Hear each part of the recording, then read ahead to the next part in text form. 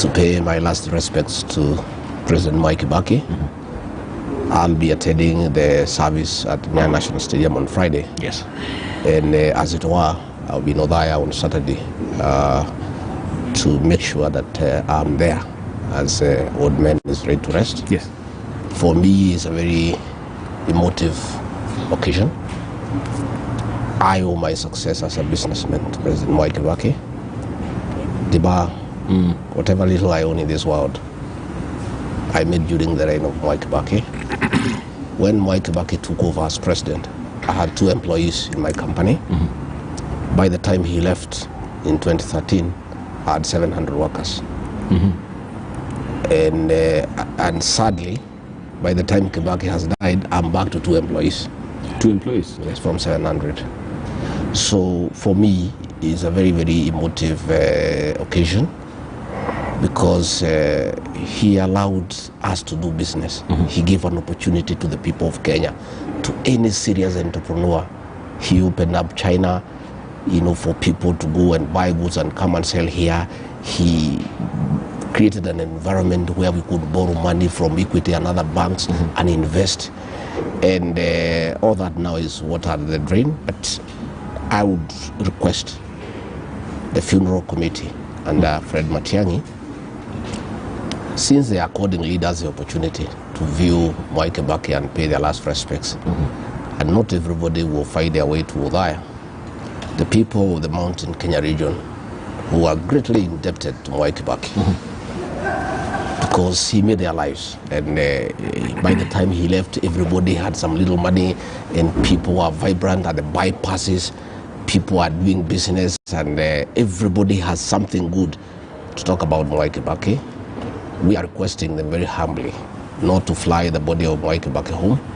Not to fly? Yeah, but to let him go by road, the way it happened to Lucy Kibaki, so that our people can line up in thousands along the route, all the way from Nairobi to Githurai, to Roiro, Juja, Keno, Makutano, Sagana, Karatina, Gatito, Yakanja, all the way to Othaya, to waive the old men as a way of respect, and then they can go back to their daily hustles. And if that doesn't happen, many people will be very disappointed, because this is a man who impacted very greatly to many people, and they would want that chance just to start by the roadside and wave at the vehicle carrying the casket as a way of giving their last respects. I feel very emotional about Mwai Kibaki. My dead brother, Rigathi Gachagua, in the year 2002, sought for the NAC ticket. Yes. And he won the nominations. Mwai Kibaki was under a lot of pressure from his friends not to allow him to have that ticket, because Kibaki's bosom friend, Matu Amai, had lost the nominations and had gone to Safina with the Honorable Kabando. And the people who hung around Mwai Kibaki, knowing their friendship with Mwai Kibaki, were insisting, that he should not endorse Rigathi Gachagua, and they should stick to Matu Amai. So on the last day, on the eve of the election, I think 2 days before, traditionally Mwai Kibaki would travel by road, the same road we're asking that he be allowed to be taken through, all the way, talking to people and saying, these are my party candidates. When he reached Karatina on the eve of election in 2002, he asked, where is that young man called Rigathi Gachagua? He held his hand and said, this is our candidate, and the election was finished. And he was under a lot of pressure. When he took over from President Moi, again he was under a lot of pressure to humiliate the retired President Moi, because of having endorsed Uhuru Kenyatta as a project and having been hostile to his candidature. Again, Mwai Kibaki ignored the advice of their advisors. They were pressurizing him to evict President Moi from Cabernet Gardens, which was a house meant for the vice president in his official capacity, and which Moi had taken as a private residence. And Kibaki then ordered Amos Kimunya, then Minister of Land, to prepare a title deed and give it to President Moi. And he dignified the retired president. And that's what we're asking from leaders in this country. let us dignify other leaders. Let us not humiliate other leaders. Even if we don't agree with them, even if we are opposed to their programs, let us not, humiliate other leaders. We were very saddened by what we saw in Parliament yesterday. A very solemn occasion to celebrate an icon, the best president of this country. Our president came there and greeted some people and refused to greet others, because simply they are not agreeing politically. It didn't reflect well. And it's not setting others being who? He ignored the deputy president, speakers of the Senate, Ken Lusaka, Justin Muturi. Is that so? Because I've seen some good pictures here from the dailies. He greeted them by way of going to them. But when he went to Kalonzo Musyoka, he greeted them. When he went to the family of President Mwai Kibaki, we want as a country to set the right signal before these elections. We don't want to sow seeds of division. We want to tell the people of this country, even after the elections, this country is one. And our president remains the symbol of national unity. Yes. It is his responsibility, as per the Constitution, to keep the people of this country together.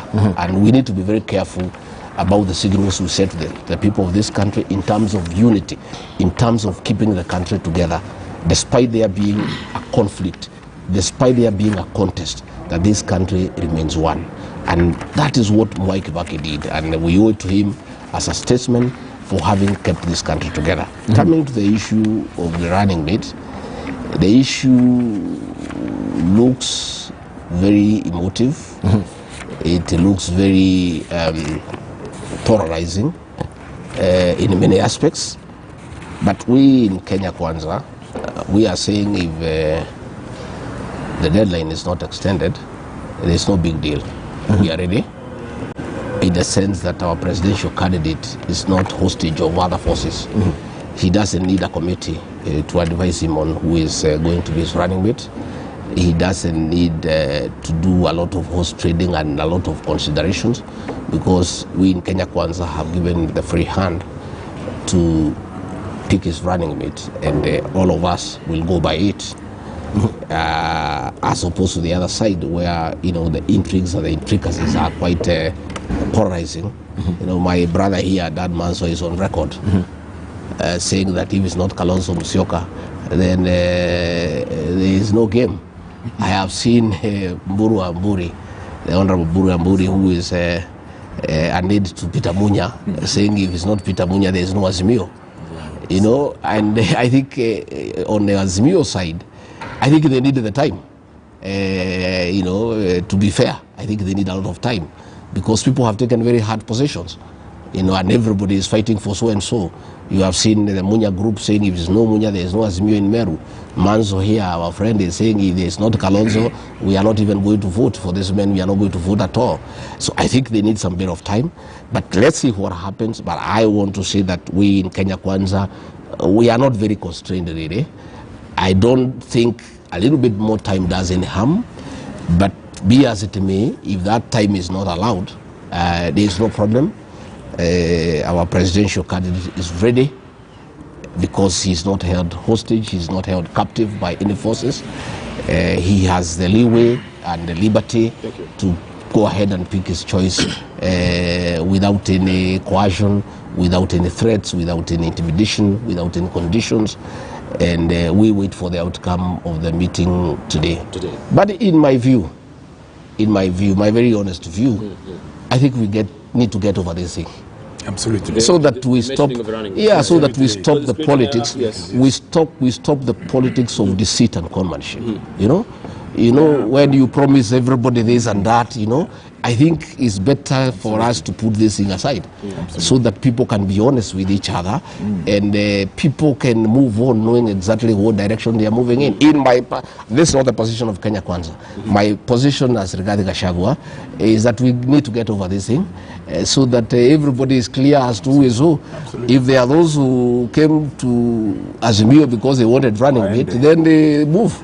If they came because of the ideals of and the principles that the coalition is espousing, then they stay. I think we need to deal with this politics of deceit and conmanship and cheating people promising people heaven when you have nothing to give them. I think it's about time. It's about time. Yeah. In my personal view is that IBC should actually stick. Should stick, yeah. Then why are we having the meeting then? You seeking extension, other parties seeking to go